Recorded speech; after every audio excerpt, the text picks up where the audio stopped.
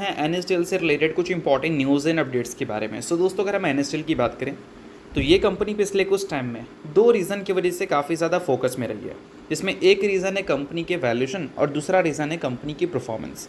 दोनों हमें पिछले कुछ टाइम में लिस्टिंग के बाद बढ़ता हुआ ही देखने को मिला है। बट एक चीज़ आप थोड़ा सा ध्यान में रखना, देखो कोई भी कंपनी जब अच्छी खासी लिस्टिंग दिखाती है, चाहे वो कंपनी छोटी हो या फिर बड़ी हो, तो उसके बाद अगला जो 6 महीना होता है, 6 महीना 1 साल, उस कंपनी में जितने भी मूवमेंट्स आपको देखने को मिलेंगे वो सभी उस कंपनी के वैल्यूएशंस के बेसिस पे दिखते हैं। और जो भी कंपनी के लिस्टिंग हमें अच्छे देखने को मिलते हैं, उस कंपनी का अगला 6 मंथ अक्सर हमें अच्छा देखने को नहीं मिलता। आप एग्जाम्पल के तौर पर आप ले सकते हैं बजाज हाउसिंग फाइनेंस को।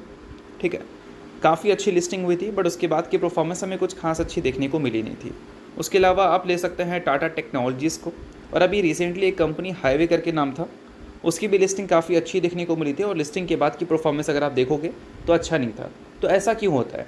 तो देखो, जिस कंपनी में लिस्टिंग गेन ज़्यादा हमें देखने को मिलती है, अक्सर उस कंपनी के जो वैल्यूएशन है उस कंपनी के पीयर्स के कंपैरिजन में ज़्यादा रहता है, और उसी चीज़ को मार्केट एडजस्ट करती है, और वैल्यूएशन एडजस्टमेंट की वजह से कंपनीज़ में गिरावट देखने को मिलती है लिस्टिंग के बाद।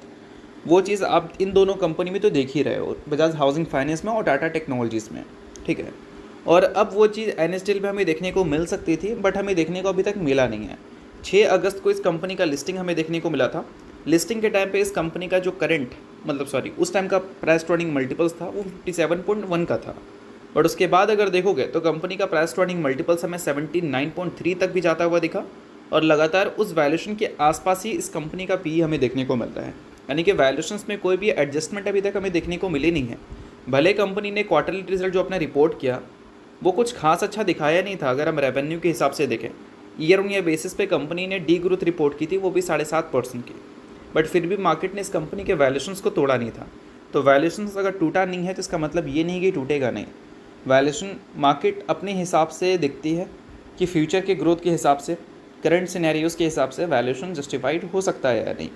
और अगर हम बात करें कंपनी के Q1 के रिजल्ट के बारे में, तो वो ज़रूर हमें उतने ज़्यादा कमाल के देखने को नहीं मिले, बट अगर हम बात करें आने वाले क्वार्टर रिजल्ट के बारे में, तो उसको लेकर मार्केट की एक्सपेक्टेशंस थोड़ी सी बदल चुकी है, ऐसा भी हम मान सकते हैं।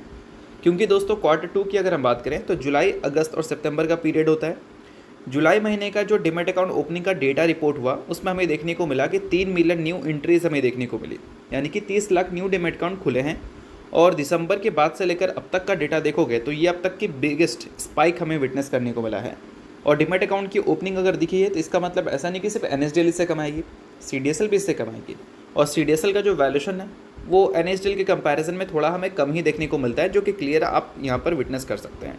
तो वैल्यूएशंस को एनालिसिस करना काफ़ी ज़्यादा इंपॉर्टेंट रहेगा अगर आप एनएसडीएल के इन्वेस्टर हैं।